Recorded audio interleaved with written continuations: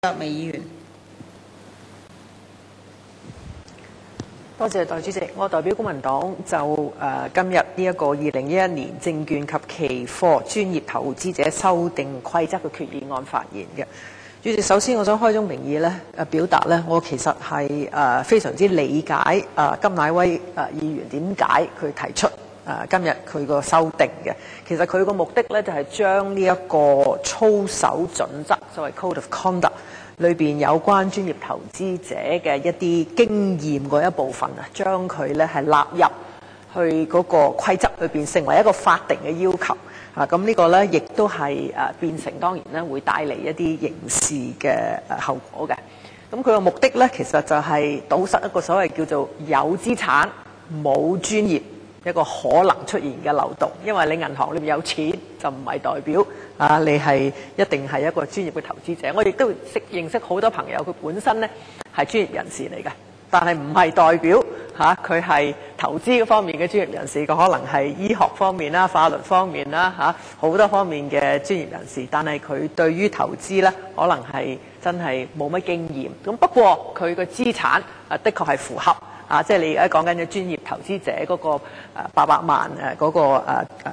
投資組合嗰方面嘅定義。咁甘乃威議員今次提出嘅修訂就係處理呢個問題，就希望增加嘅阻嚇作用去提升對於一啲投資者嘅保障。咁所以喺呢一方面我係非常之認同甘乃威議員背後嘅精神嘅。但係係咪呢個做法係可以解決問題呢？或者真係可以提供足夠嘅或者有需要嘅投資者保障呢？我係有一個存疑喺度嘅。咁所以我今日發言希望可以解釋點解我哋公民黨一陣間嘅投票唔能夠支持甘乃威議員嘅修訂。首先我想先講就係從一個狹窄嘅角度講一講今次嗰個規則嗰個歷史背景先。因為事實上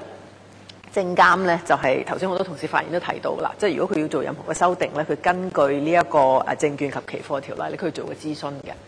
咁佢的確係有做有關嘅諮詢嘅。咁呢個我而家手上面揸住呢個諮詢文件就係2010年10月嘅。咁就係證監出嘅，就係有關證券及期貨專業投資者規則嘅舉證規定嘅諮詢文件。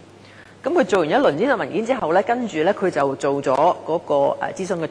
總結嘅。咁呢個係2011年嘅2月嘅。咁大家睇翻呢兩個有關嘅文件，你會見到當時嗰個諮詢個範圍其實係非常非常之狹窄嘅啫。咁其實佢就係而家睇翻我哋而家嗰個所謂專業投資者嗰個架構或者個做法係點樣嘅呢？咁佢就有兩類嘅專業人士嘅。咁一類就係即係附表法例裏邊嘅附表1嗰度講緊A 去到 I 嗰啲講緊啲大公司啦，銀行啊、保險公司啊嗰啲即係唔係我哋今日討論嘅對象。另外一個就係嗰啲即係有資產嘅人士啦，所以800萬嘅一個資產嘅組合，或者係4000萬嘅一啲即係信託公司啊呢類。咁簡單嚟講就係咁樣。咁但係你點樣先至符合呢一個有資產嘅呢一類嘅專業嘅投資者嘅定義呢？咁佢就喺根據現行嗰個規則裏邊係非常之複雜嘅。你係要投資之前嘅12至16個月咁樣睇下你嘅資產點樣樣。咁所以佢就就呢一點呢，你舉證責任去做嘅諮詢。咁諮詢翻嚟業界人士就哇非常之關難喎，好複雜喎，好具體喎，好僵化喎，即係你點樣界定佢12至16個月之間呢啲咁嘅嘢。咁於是業界就建議就不如你放寬啦，加多一個可以量度或者可以睇嘅一個標準就係話你嘅資產係喺投資嘅時候個有關日期，所謂 relevant date 嘅時候係符合呢方面嘅資產要求。咁所以今日即係政府拎嚟俾我哋做一個係一個 negative vetting 嘅形式嘅呢一個決議案其實就係根據翻當日即係業界做完呢個諮詢之後俾政府嘅意見，就係話要放寬即係呢個專業投資者有關嘅定義，但加多一個方法就係有關日期嗰個日子去定奪即係佢嘅資產。咁如果你純粹從呢個狹窄嘅歷史嚟講，同埋從一個程序公義嘅方法，一個 due process 嘅形式嚟講其實立法會係有責任去支持，即係有關政府提出嘅一個修訂嘅，因為政府根據或者證監啦根據既有嘅程序去做咗一輪諮詢，業界翻嚟嘅意見亦都係非常之統一嘅，或者有主流嘅，亦都係即係表達咗嘅。咁政府又拎嚟立法會，要求我哋通過呢一個規則，咁係從呢個簡單嘅狹窄嘅歷史同埋程序公義嚟講咧，我哋係有責任通過嘅。咁但係甘迺威提到嘅咧，就係一個比較更加大啲嘅圖畫，應該闊啲嘅一個歷史背景。呢個對我哋嚟講咧，係亦都係非常之重要嘅。就係即係我哋經過雷曼事件咧，即係2008年嘅時候啦，咁嗰陣時爆咗9月爆咗呢一個雷曼嘅事件出嚟咧，我哋發現咧，其實喺香港嚟講咧，的確有好多人咧係透過銀行啊，特別係買咗好多呢啲咁樣嘅雷曼有關嘅一個產品。咁亦都事後咧發現有好多人咧就係被認為係專業投資者嘅咁但係事實上佢哋亦都喺呢個問題上咧係覺得係非常之不公平嘅。咁再睇翻有關嘅一個運作咧，亦都係即係好多時候銀行去銷售呢啲產品嘅時候咧，其實真係嗰個好多手法啦，或者好多個程序啦，其實都係將個責任擺咗喺消費者度嘅。總之你簽咗有關嘅文件，剔咁啊，你就可以買㗎啦。咁亦都未必係真係符合晒有關證監或者係銀行公會嗰方面嘅要求嘅所有嘅程序，未必真係做足嘅。咁亦都仲有一個即係好大嘅一個問題咧，就係話事實上你見到證監可能佢係有啲好多巡查，但係銀行做咗咁多年嘅巡查咧，即係就冇發現到有任何嘅問題嘅。咁所以我哋今日要去考慮即係呢個專業投資者呢一個有關嘅規則嘅時候，我哋要睇翻就係呢個大嘅環境、大嘅背景，係咪我哋應該增加對於即係消費者嘅保障咧？咁我第一件事睇翻咧就係話咩叫專業投資者？頭先我就簡單就講咗個定義，但係事實上咧係好複雜嘅，因為咧你係有3笪地方要睇嘅。第一你要睇嗰個條例啦，第二你要睇個規則啦。但係個條例同個規則咧，亦都冇提述咧，就係原來你仲有一部分咧，你就要睇呢一個嗰個操守方面嘅守則嘅。咁操守嘅守則咧，就係話即係如果你係就算佢即使佢係專業投資者啦，但係你當佢係專業投資者之前咧，你都仲要符合好多條件嘅。咁其中就有話你要係咪佢係咪非常之活躍地買咗呢啲咁或者係有關嘅市場啊，或者做咗幾耐幾多個交易啊咁。咁呢啲好多呢啲咁嘅有關嘅提述咧，就擺咗喺個規則嗰度嘅。咁所以即係對於業界嚟講，或者對於非業界就更加困難啦。你根本都唔知道咁多地方唔同嘅地方要去揾窿窿罅罅揾下嗰啲有關嘅一啲提述啊，或者有關嘅啲要求啊、條件啊，咁你都會可能係會睇漏咗啊，或者會做唔足嘅。咁所以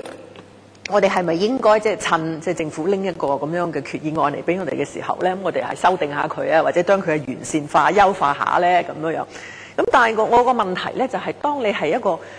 咁細嘅一個諮詢，做完一個咁細咁窄嘅一個規定嚟到嘅時候，如果我哋即係喺立法會加建好多部分，我哋想優化佢，其實係有一定嘅困難嘅。咁所以我就呢點咧，亦都同證監咧表達咗意見，同政府個部門咧就表達咗意見。咁證監亦都係應承咗。咁頭先好多同事發言嘅時候都提咗啦，就話應承咗咯，明年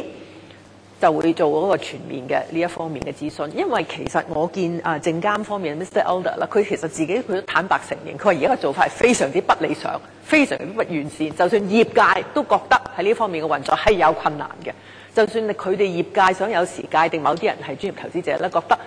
都係即係穩陣起見，可能當佢係非專業投資者做法嘅。咁所以佢自己都承認而家嗰個做法咧係欠妥嘅。咁既然佢係承諾證監嗰方面承諾話明年係全面做一諮詢，咁呢一方面咧，我覺得係其中一個我哋好重要嘅考慮因素。因為如果佢話我都唔做，我覺得而家好滿意、好妥當，咁當然我哋作為立法嘅議員，就當然要考慮係咪有其他嘅方法我哋可以做啦。咁所以既然佢有關方面都承認呢個問題，亦都會從速做呢一方面嘅檢討，我覺得呢個係一個即係俾我哋一個穩妥嘅一個安心嘅。另外一方面咧，我覺得就係亦都睇到咧，就係話即係其實自從雷曼發生咗之後咧，即係有關方面咧都有做有部分嘅一啲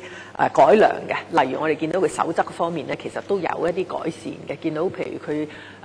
就一個銷售嘅手法嗰度要求係加嚴謹咗啦。咁另外有情況係可以保障係有啲冷靜期啦。另外我哋亦都見到咧，就係就嘅條例嗰方面亦都拎咗嚟立法會咧，有做部分嘅修改嘅。即係以往嘅咧就係喺公司條例咧，同埋喺呢個證券及期貨條例兩方面咧，就係有兩個唔同嘅制度嘅。咁你去邊度去註冊個招股書咧，都可能有出現嘅爭拗或者出現嘅漏洞嘅。咁而家呢一方面咧就改，就話全部咧都係要根據呢一個證券及期貨條例做啦，就唔係根據你公司條例做啦。咁呢啲的確係有部分嘅改進嘅。咁所以咧，亦都係睇到咧，政府呢都有少少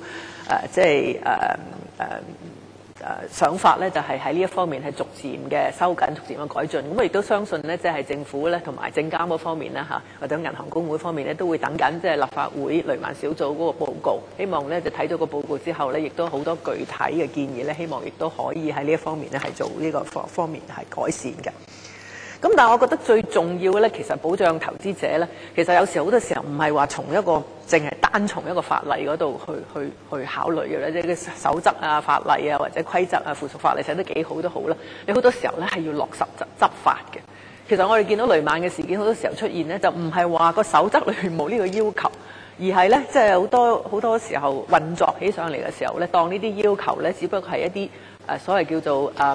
形式上嘅要求啊，即係書面上你總之填咗啦、剔咗啦、簽咗名啦，就算做咗。咁好多時候嗰方面嘅巡查嗰方面咧，都未去做到即係有足夠嘅一方面嘅監察。咁所以呢個亦都係引起即係點解喺我哋出現雷曼嗰個事件嘅時候咧，見到咧即係對於投資者咧未有足夠嘅保障，係因為係執法嗰方面係做得唔好嘅。咁所以即係加於呢幾點嘅考慮嘅因素咧，我亦都係覺得即係我哋考慮今日甘乃威提出呢一個修訂嘅時候咧，我哋亦都係要睇從最重要嘅專業投資者個對唔住係唔係專業投資者，係小投資者，即係非專業投資者個保障方面，究竟係咪做得足夠？咁我哋見到就係頭先我講咗幾點啦，就係話即係其實執法嗰方面應該係要做得嚴啦，喺嗰個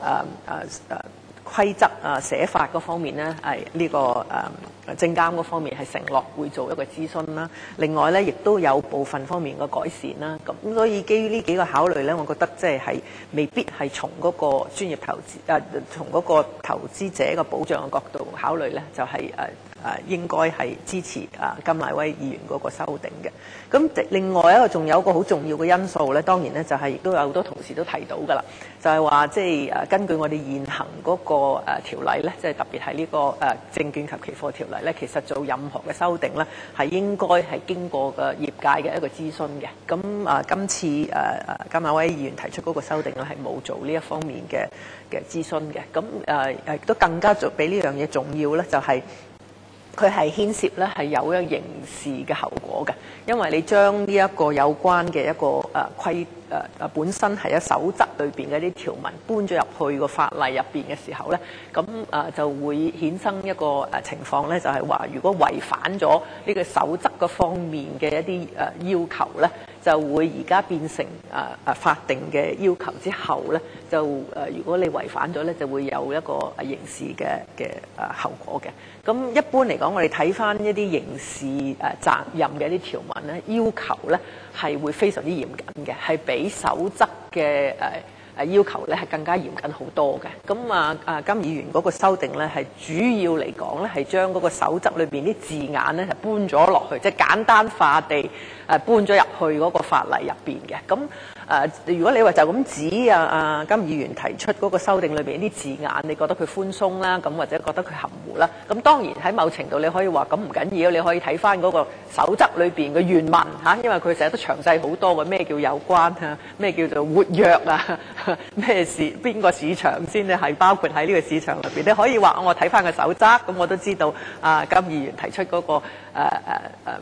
修訂，其實佢個背後所包含嘅意義。但係總管如是都好啦，即係當你睇翻嗰個守則嘅時候，一般嘅守則嘅寫法咧，佢嗰個用嗰個用詞咧都係比較寬鬆啲嘅，冇一個即係有刑事嘅條文嘅用詞咁嚴謹嘅。咁所以咧喺咁嘅情況之下咧，我嘅特別係公民黨嘅擔心咧，就係話你就咁樣簡單咁將一個守則裏邊嘅啲用詞搬咗去嗰個法定嘅一個規則入邊咧，係會引起一啲可能你未想像得到或者完全消化嘅，或者完全可以預先估計嘅啲後果嘅。咁所以基於呢個原因咧，我哋覺得不宜咧就呢一個今次嗰個決議案咧，就係都係要等呢個證監係盡快去做佢哋嘅檢討，同埋盡快去完善、盡快去修訂，就好過咧喺一個短期、一個短時間裏邊咧簡單化咁咧，就係將嗰個守則搬去嗰個法定嘅語言。時間到啦，多謝。李國寶議員。